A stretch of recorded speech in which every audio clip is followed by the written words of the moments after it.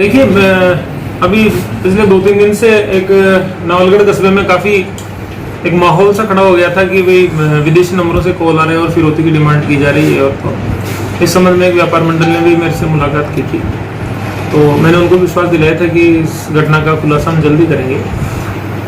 तो इसके पीछे हम काफ़ी सीरियसली तरीके से लगे हुए थे। तो 2 घटनाएं हुई थी।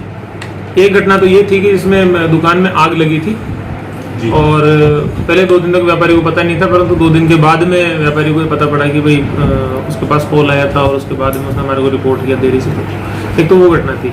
सबसे पहले तो मैं आपको ये बताना चाहूँगा कि उस घटना में भी हमने हमारे मुलजिम चिन्हित कर लिए हैं जी। और दुकानवाड़ी में, हाँ, दुकानवाड़ी मामले में हमने हमारे आरोपी चिन्हित कर लिए हैं। और अंकित शर्मा करके एक लड़का है, तो उसने जो इस वारदात को अंजाम दिया उसने कॉल किया है, परंतु अब वो चूँकि किसी प्रकार से गलती गए, उसने व्यापारी ने डायरेक्ट ही वो मीडिया में और सोशल मीडिया पे वायरल कर दिया उसको, जिससे वो अभी पहले हमारे को पता पड़ने से पहले ही अपनी सकुनत छोड़ के चला गया। उसकी तलाश जारी है। इसके अलावा एक और बैक टू बैक की एक घटना और हुई थी, जिसमें हुआ ये था कि एक कृष्ण कुमार पुत्र श्री विद्याधर निवासी बेरी, ये एक लड़का है जो कि हमारे यहाँ पे नवलगढ़ में कोचिंग में पढ़ता है। इसके पास तकरीबन 1:30 बजे 1:20 पे नेपाल के व्हाट्सएप नंबरों से एक कॉल प्राप्त होता है। उसने थ्रेट ये दी कि मुझको 5 लाख रुपए दे दो, नहीं तो आपको जान से मार दूंगा। फिर उसने ये भी कहा उसके साथ में कि 2 दिन पहले बावड़ी गेट पर जो दुकान जलाई थी मैं वही पंडित बोल रहा हूँ।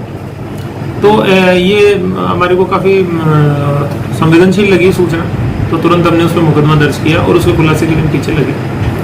अब इस मामले में श्रीमान पुलिस अधीक्षक महोदय, अतिरिक्त पुलिस महोदय और हमारे वृत्ताधिकारी नवलगढ़ ने बहुत ही क्लोज सुपरविजन रखते हुए एक टीम का गठन किया और उसमें तफ्तीश एजेंसी रणजीत सिंह उप निरीक्षक को सुपुर्द की गई।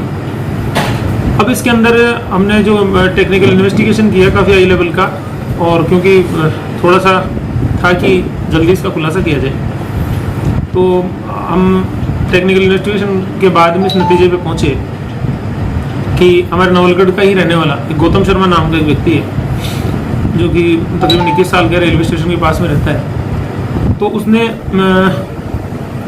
एक अपने रिश्तेदार का जो कि नेपाल में रहता है उससे व्हाट्सएप नंबर लेके OTP जनरेट करके और व्हाट्सएप को खुद के मोबाइल पर इंस्टॉल किया। इंस्टॉल करने के बाद में उसने जो हमारा विक्टिम था उसको कॉल किया और उसने ये थ्रेट दी। अब पूछताछ के बाद मेरे सामने आया, उसने ये कहा कि 5 कैमरे दे और 5 लाख रुपए दे, नहीं तो 2 नाली बंदूक से उड़ा दूंगा। ये अब उसने खुद ने स्वीकार किया है जब हमने मुलजिम को पकड़ लिया है। तो और इसके पीछे हम जब गए तो हमने काफ़ी पूछताछ करी है उससे, तो ऐसा कोई उसका आपराधिक क्रिमिनल बैकग्राउंड नहीं है, परंतु उसने गौतम शर्मा ने एक सस्ती लोकप्रियता हासिल करने के लिए और जो पहले से एक पंडित नाम से वो चल रही थी, तो उसको भुनाने के लिए, और एक क्या है कि आर्थिक स्थिति बहुत अच्छी नहीं है, इस कारण से भाई हो सकता है कि धन की प्राप्ति भी हो जाए, इस लिहाज से उसने व्हाट्सएप पे उस व्यक्ति को व्हाट्सएप कॉल के मार्फत धमकी दे दी। और इसके बाद में हमने आज उसको गिरफ्तार कर लिया है और गिरफ्तार करके हम अब उसको आज छुट्टी कल न्यायालय में पेश करेंगे और भी इससे संबंध में अनुसंधान किया जाएगा। और इस संबंध में भी हम अभी टेक्निकल इन्वेस्टिगेशन कर रहे हैं कि पहले इसके द्वारा कितने व्यक्तियों को धमकी दी गई। अभी तक के अनुसंधान में सामने आया है कि नवलगढ़ के एक अन्य व्यक्ति को भी इसने इसी प्रकार से पहले भी धमकी दी थी, परंतु वो मामला दुर्भाग्यवश और उस संबंधित व्यक्ति की सजगता कम होने की वजह से पुलिस के पास नहीं पहुंचा, हमारे को रिपोर्ट नहीं हुआ।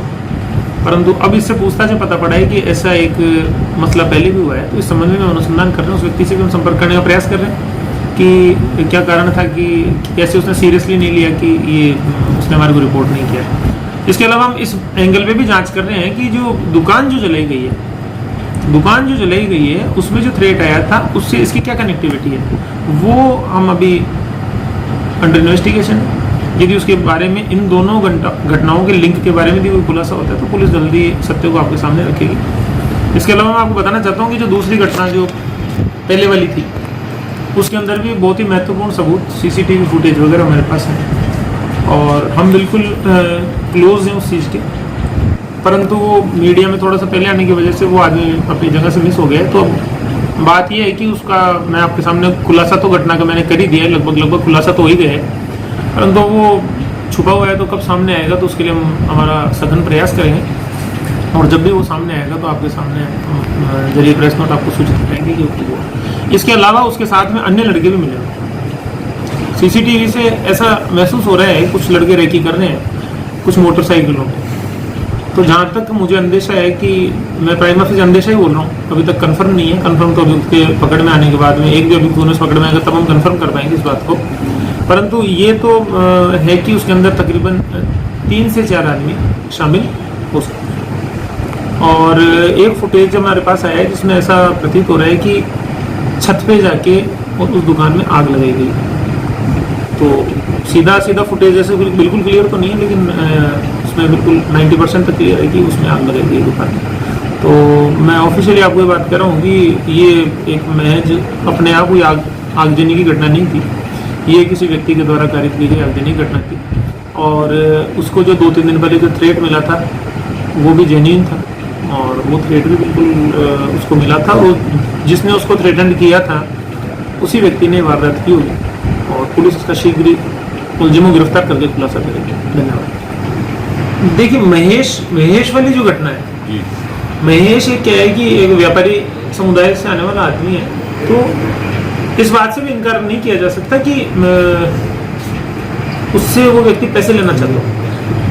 भाई संपन्न व्यक्ति है तो हो सकता है कि वो पैसे लेना चाहता हो, परंतु अभी तक जो मैंने बैकग्राउंड पता किया है तो वो जो व्यक्ति है वो जमना चाहता है मार्केट में। हाँ अंकित, उसकी आइडियोलॉजी में सेट है, मतलब कि पिस्टल के साथ में उसका एक चित्र है, हमने कलेक्ट किया है इधर उधर से। और नवलगढ़ में एक बेकरी है, बेकरी की दुकान है घूम चक्कर पे किसी बैंक के पास में, तो वहाँ वो उसकी दुकान है जो पिछले 3 दिन से बंद है।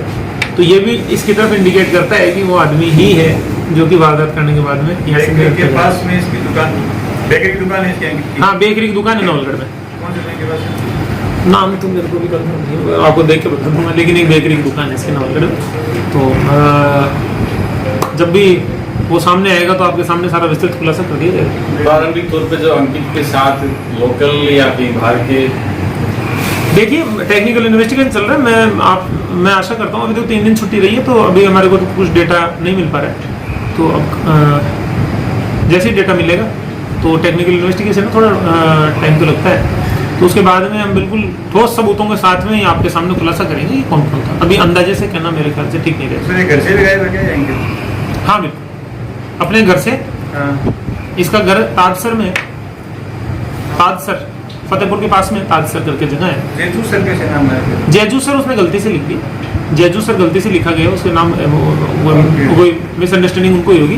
बाकी ताजसर है, तो ताजसर का ये लड़का रहने वाला है। और उसके जहाँ तक मुझे अभी तक जानकारी मिली है, इसके पिता का भी आपराधिक रिकॉर्ड है, काफ़ी गांजे वांजे के केस हो रहे हैं काफ़ी। तो पारिवारिक पृष्ठभूमि भी आपराधिक टाइप की है। तो ये कहीं ना कहीं पे अपने पिता को प्रेरणा स्रोत मान के, या जो गुंडे वगैरह है उनको प्रेरणा स्रोत मान के कहीं ना कहीं करते हैं। इंस्टाग्राम पे भी हमने इसको देखा है, इंस्टाग्राम पे भी काफ़ी क्रूअल्टी के वीडियोज इसके हैं।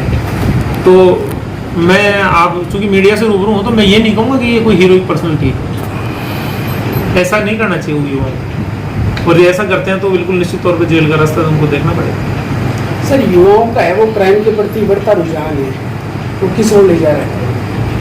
देखो युवाओं का क्राइम के प्रति जो बढ़ता रुझान है, मैं देखो स्पष्ट तो कोई ऐसा कारण नहीं होता, क्योंकि तो क्राइम जब से समाज की स्थापना हुई है तब से क्राइम साथ में चल रहा है। जैसे जहाँ धूप होगी वहाँ छाया भी होगी, रात होगा तो दिन भी होगा, वैसे ही ये चीजें ठीक है।